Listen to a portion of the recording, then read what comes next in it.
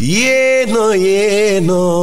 Alfayda bég naa ci ñoom man suma yeewoo subaay Alfayda lay déglooy ci déggin bu leeroo. mu ngi toll ci 2 hectares ak lu tekk nekk ci dëkk bi nga xamante ne moom moo di Mbiteyeen bokk ci commune bu Ndiéguène fii nag ñi nga xamante ne ñoom ñoo di baykat yi fajar la ñu yeewu daal di gis ne yàq nañu fi lu bare bari te kenn defalu ko ñi nga xamante ne ñoom ñoo di càmm yi mbir mee ngi am ci ay bés bi la ñu nekk mu doon nag jëf joo xamante ne ñëpp ko ñaawlu ñu fekk leen fi nga xamante ne moom moo di ci tool yu ni mel Baye Biteye bi moom barab bi di ñu expliquer nan la ñu fi duggee ba daal di indi fi salfaañoo goo xamante ni métti na lool la. bañ ñëwee gor sama mbaal yi dugg si biir dagg kànja gi ak seen jaas yi ak sama tiwo yeeg yëpp ay minuit laa fi ñëw fekk leen fi ma ñëwee jam leen lumière ñi daal di daw topp naa leen bañ déw yu xuri ma dëpp comme mbooloo la ñoom ñett lañ te man kenn laa te ànduma ak kenn même ànduma ak benn leen loo xam ne mën naa ko defee défense si laa retourné ñëw tëdd fajar na ba ma jógee fajar laa ñëwaat si tool yi au sous-préfet yëgal ko au maire yëgal ko au commandant yëgal ko même on a DRDR bi nga xam ne tey mbay mi moo ko fi nekkal ndax lii tey maanaam dañoo war a toog ñun croiser les bras wala dañoo war a liggéey loolu laa bëgg a xam bu fekkee ne tey ñoom ñoo am sañ-sañab àll bi ñun amatuñ sañ-sañab bay fi ñun ñu toog xam ne amul sañ-sañab bay fi ñu toog noppalu ndax lii tey su fekkoon ne démb si guddi àndoon naa xale yi doon nga fi gis bakkan rot fi ay grillage yoo xamante ne nag dañu ko wërale woon tool bi ñu mel lépp dañoo gis ni dañoo utiliser ay nganday daal di koy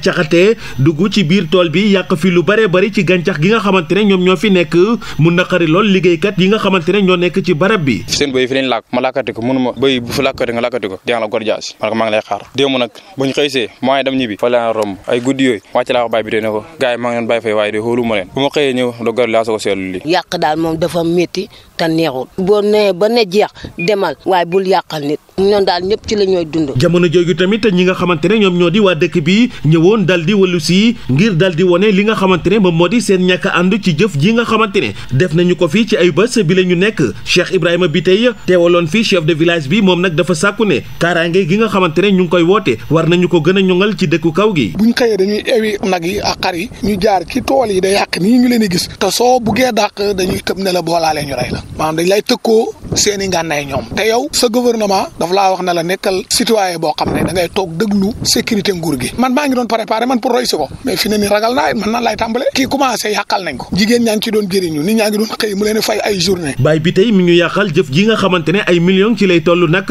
nee na mbir mi du ko bàyyee noone benn yoon fas yéene na ko yóbbu fi mbaxana doonee benn li may xaar mooy yoon ñëw def liggéeyam ndax lii mënu ma ko bàyyi dañ ma koy fay sama tool bi yëpp dagg nañ mbaal yi gor nañ kànja gi suñ paree damay dem gendarmerie ma porte plainte ci commune bu Ndiéguène maire bi génne woon na ab bataaxal ngir ñu dakkal seen wàll ka dem ak dikk ba nawet bi daal di weesu waaye loolee dafa mel ni jëfewuñu ko jamono ji tembe nag baykat yi takku nañu ba dëgër ne bañuñ ci dara lu mu leen jaral fi mu ne dina leen ko jaral àpp nañu ko ba bakkan bu rot